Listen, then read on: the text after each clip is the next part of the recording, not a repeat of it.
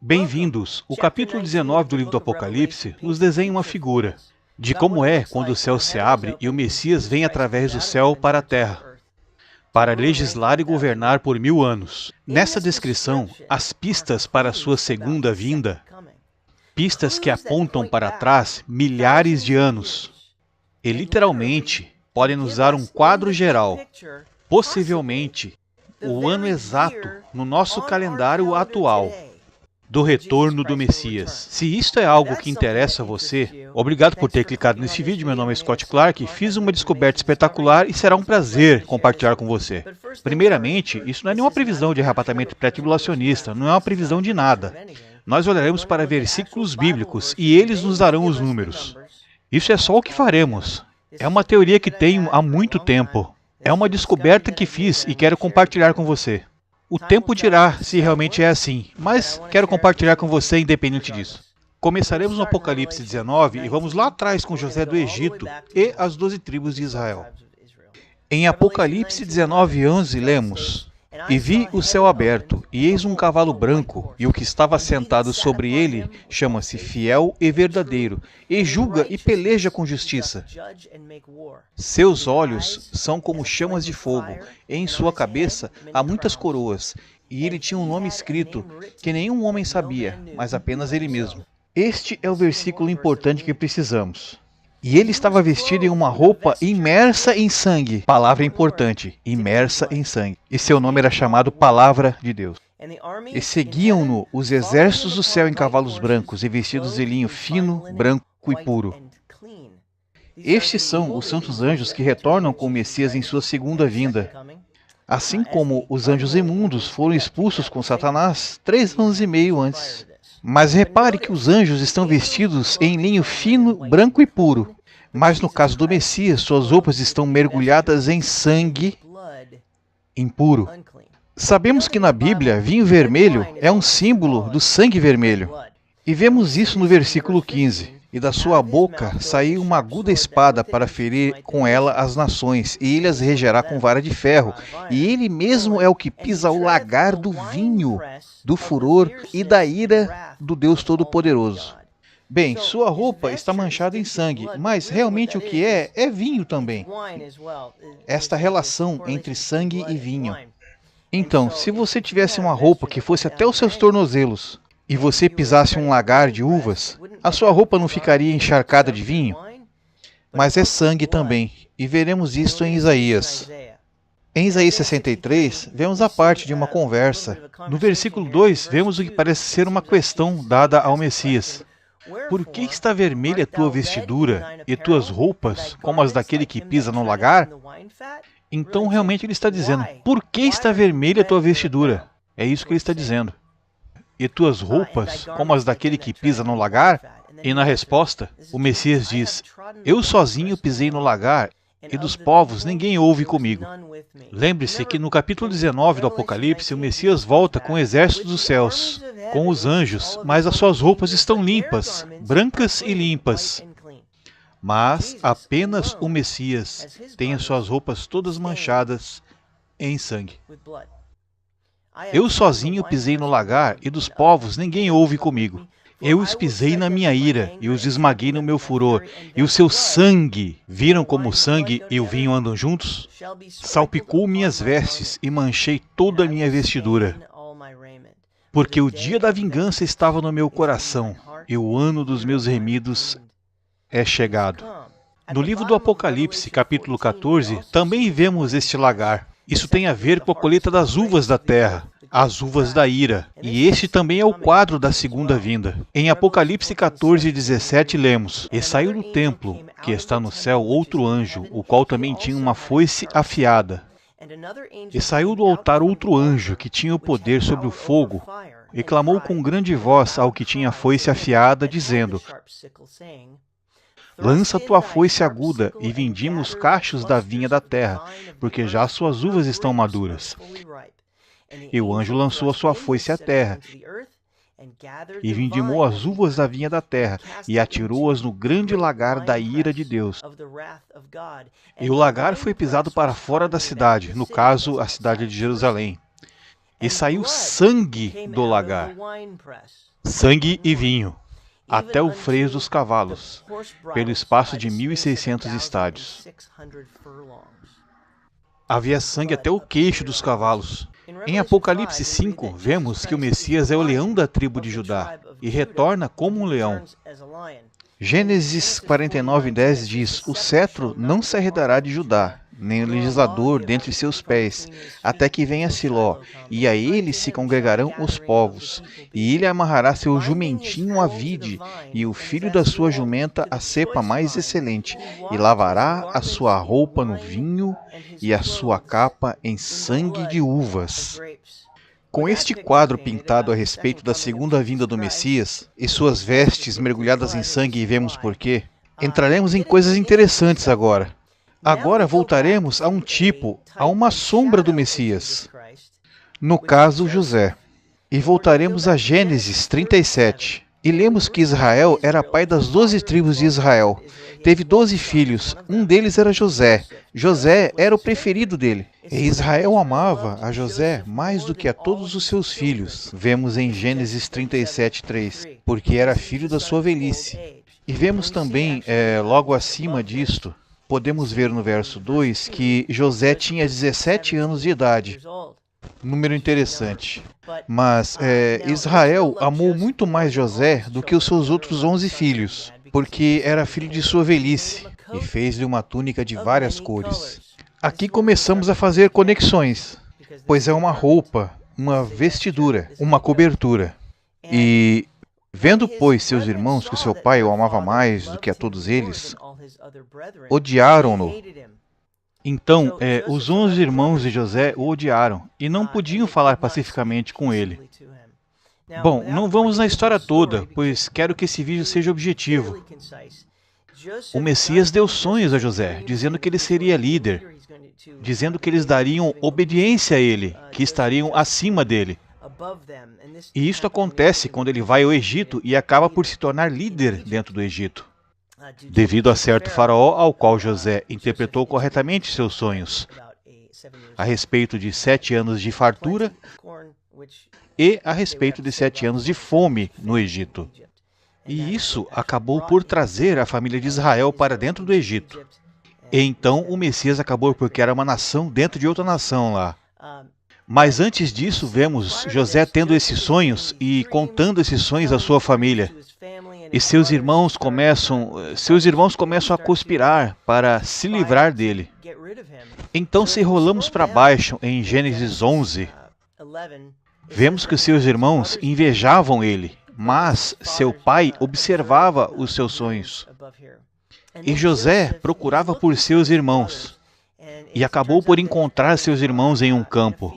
E quando seus irmãos viram José vindo até eles de longe, antes mesmo dele chegar perto deles, eles conspiravam contra ele para matá-lo. Esse era o tanto que eles odiavam José. Invejavam o amor que Jacó e Israel tinha por José. Então assim conspiravam para matá-lo. E viram-no de longe, e antes que chegasse a eles, conspiravam contra ele para o matarem. E disseram um ao outro: eis, lá vem o sonhador maior. Vinde, pois, agora, e matemo-lo, e lancemo-lo numa dessas covas, e diremos: uma fera o comeu, e veremos o que será de seus sonhos. E assim conspiraram para matá-lo, e iam dizer a seu pai que uma fera tinha matado José. E no versículo 21, Rúben, um dos irmãos de José, ouvindo ele que seus irmãos conspiravam para matar José, Rúben ouviu e, lavando suas mãos, disse: não vamos matá-lo. Também lhes disse Rúben: não derrameis sangue, lançai-o nesta cova que está no deserto, e não lanceis mãos nele. Então temos um ponto e vírgula, e ele lhes diz por quê. E isto disse para livrá-lo das mãos deles e para torná-lo a seu pai. Então Rúben iria voltar, ele ia deixar José no poço. Rúben ia voltar, sabendo onde ele estava, tirá-lo do poço, e então salvá-lo, e acabar com a história. Mas não foi isso que aconteceu. E aconteceu que, chegando José a seus irmãos, tiraram de José sua túnica, a túnica de várias cores que trazia. tiraram a túnica que o pai deles havia dado a José, e tomaram-no e lançaram no poço. Porém o poço estava vazio e não havia água nele. Depois assentaram-se a comer pão e levantaram os seus olhos e olharam, e eis que uma companhia de ismaelitas vinha de Gileade, e seus camelos traziam especiarias e bálsamo e mirra, e iam levá-los ao Egito. E então Judá disse aos seus irmãos, isso é bem engraçado, esse é o irmão Judá, é da onde veio a linhagem do Messias. Se você olhar a linhagem, Judá, o Messias é o leão da tribo de Judá. Este é o pai daquela tribo. É deste nome que obtemos a palavra judeu, deste homem. E a primeira palavra que ele profere: que lucro teremos se matarmos nosso irmão e escondermos o seu sangue? A primeira coisa que Judá diz: que lucro? Ele está procurando lucro. E esta é uma outra história a respeito dos judeus. Mas é disto que isto vem. Esta é a tribo. Venha, vamos vendê-lo aos ismaelitas. Esta foi a ideia de Judá. Esta foi a ideia de Judá, de vendê-lo e pegar dinheiro para obter lucro. Venha, vamos vendê-lo aos ismaelitas e não coloquemos nossa mão sobre ele, pois ele é nosso irmão e nossa carne. E seus irmãos obedeceram. Passando, pois, os mercadores midianitas tiraram e alcançaram a José do poço, e venderam José por 20 moedas de prata aos ismaelitas, os quais levaram José ao Egito. E Ruben, retornando ao poço, eis que José não estava no poço, então rasgou suas vestes. E voltando aos seus irmãos, disse: o menino não está lá, ou seja, José não estava lá. Para onde eu irei agora? E eles tomaram. Essa é a chave agora. E eles tomaram a túnica de José, a túnica de muitas cores, e eles mataram um cabrito. E isto é interessante, não era um cordeiro, era um cabrito, que tem a ver com o lagar da ira. Quando vamos à parábola do cordeiro e do bode, é para o bode que vai toda a ira. E mataram o cabrito, e mergulharam a túnica no sangue. E enviaram a túnica de várias cores. E levaram ela a seu pai, Israel, e disseram: encontramos esta túnica. Veja se é ou não a túnica do seu filho. E ele, Israel, soube e disse: esta é a túnica do meu filho, e alguma besta má o devorou. E José, com certeza, foi despedaçado. Então Jacó rasgou suas vestes, pôs saco sobre os seus lombos e lamentou o seu filho muitos dias. Então isto é muito interessante. A túnica de José, de muitas cores, é tirada de José. José é traído, é vendido por 20 moedas de prata e levado ao Egito. A túnica é mergulhada em sangue de bode e mostrada a seu pai Israel como uma desolação para que Israel acredite que José está morto. Certo, então onde estamos? Nós vemos a segunda vinda do Messias, vestido com uma roupa mergulhada em sangue. Então retornamos a José, que é uma sombra do Messias, e vemos que sua túnica, de muitas cores, ele é o preferido de seu pai Israel. Isso é como se fosse o Altíssimo e o Messias. E nós temos Israel e seu filho preferido. A José foi dado uma túnica de muitas cores. Seus irmãos conspiraram e traíram ele, liderados por Judá, que buscava lucro através de prata. Pegaram a túnica e mergulharam em sangue de bode, e desolaram seu pai, para que seu pai achasse que José estava morto. O Messias, quando volta, está usando uma roupa, uma túnica coberta em sangue. A túnica de José também está mergulhada em sangue. Isto está separado por milhares de anos. José é um tipo e sombra, e o Messias é o final de tudo isso que estou contando a vocês. É uma história sobre a segunda vinda, sobre sua segunda vinda. Tudo que vermos disso está falando da segunda vinda do Messias. E sobre isso ainda veremos alguns números. Então, entre essas duas coisas, nós temos José aqui e nós temos a segunda vinda do Messias aqui. Mas no meio disso temos a primeira vinda do Messias. E o ano de sua morte, enterro e ressurreição. Mas também foi o ano da ceia da Páscoa. Vejamos aqui. Lembre-se, José foi traído por dinheiro pelo seu irmão Judá. Vamos dar uma olhada na ceia da Páscoa e vamos cruzar algumas informações aqui. Então temos João 13. O verso 21 diz: Tendo o Messias dito isto, turbou-se em espírito e afirmou dizendo: na verdade, vos digo, que um de nós há de me trair. Então os discípulos olhavam uns para os outros, duvidando de quem ele falava. O Messias respondeu: é aquele a quem eu der um bocado molhado, e molhado o bocado deu a Judas Iscariotes, filho de Simão. E após o bocado entrou nele Satanás. Disse, pois, o Messias: o que fazes, faze-o depressa. Antes da última ceia, em Mateus 26, 14 até o 16, vemos isto. Então um dos 12, chamado Judas Iscariotes, foi ter com os príncipes dos sacerdotes e disse: que me quereis dar?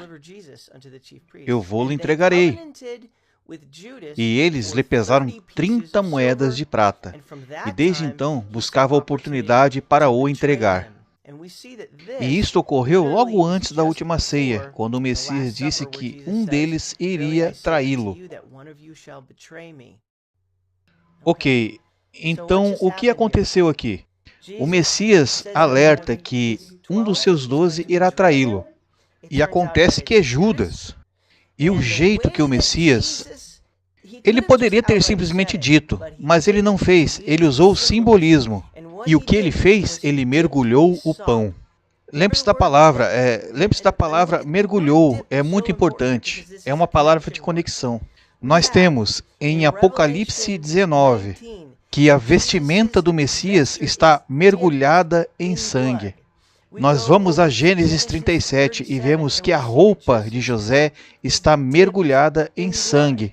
Então vamos em João 13, 26 e vemos a resposta do Messias. É aquele a quem eu der este pedaço de pão quando eu o molhar no prato. Depois, molhando o pão, deu-o a Judas, filho de Simão, Iscariotes. Esse é o motivo pelo qual os católicos pegam o cálice e pegam aquele pequeno wafer que por acaso está exatamente em formato de uma moeda. E eles mergulham no vinho. Esse é o porquê deles fazerem isto. Então, foi isso que o Messias fez. Ele mergulhou no vinho. Ele pegou o pão ázimo e mergulhou no vinho. E o entregou a Judas. O que ele está fazendo? Ele está apontando lá para trás, para Judá, apontando para o pai da tribo de Judá, traindo José por dinheiro e mergulhando a túnica de muitas cores em sangue. Você está conseguindo me acompanhar? Agora, o que é muito interessante, isto jogou o meu queixo no chão quando eu descobri, quando eu entendi tudo isto. Quando você olha para o dinheiro da traição, deixe-me colocar na tela, o que você vê aí? Judá traiu seu irmão José por 20 moedas de prata. Judas traiu o Messias por 30 moedas de prata. Isto anda junto de mãos dadas, e quando você entende isto, não parece uma profecia a respeito da segunda vinda do Messias a essa terra? Uau! Eu sei o que você está pensando, eu sei o que está passando na sua cabeça, é natural. O que você está fazendo é subtrair 7 anos desse número, pois se o Messias voltasse em 2030, haveria um período de 7 anos antes disso, no caso, a 70ª semana de Daniel. Se subtrairmos 7 de 30, o que obtemos? Você obtém o ano 23. Então, começaria a última semana de Daniel em 2023? Isto eu não sei, mas o que eu sei é que em Oséias 6:2 é dito que viveremos diante dele depois de 2 dias. E Pedro diz que um dia para o Messias é como se fosse 1000 anos. Então, 2 dias são 2000 anos. Em essência, o Messias está dizendo que voltará a Israel em 2000 anos. A partir de que ano? 2000 anos a partir de que ano?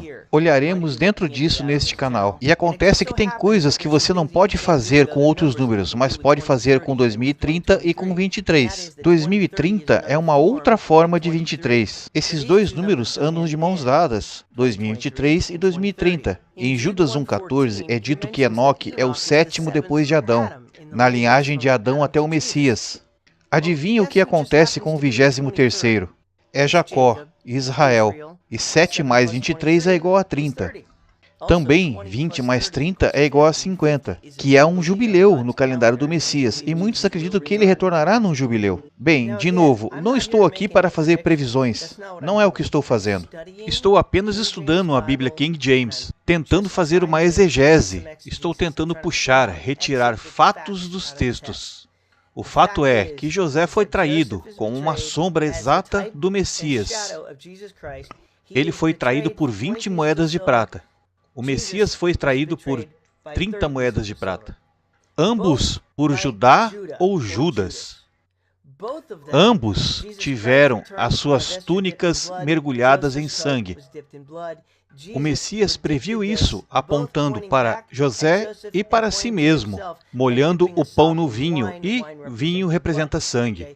Eu quero lhe mostrar a cronologia. Como uma túnica de muitas cores, eu usei muitas cores para mostrar isso a vocês. Mas eu quero mostrar as conexões entre essas profecias.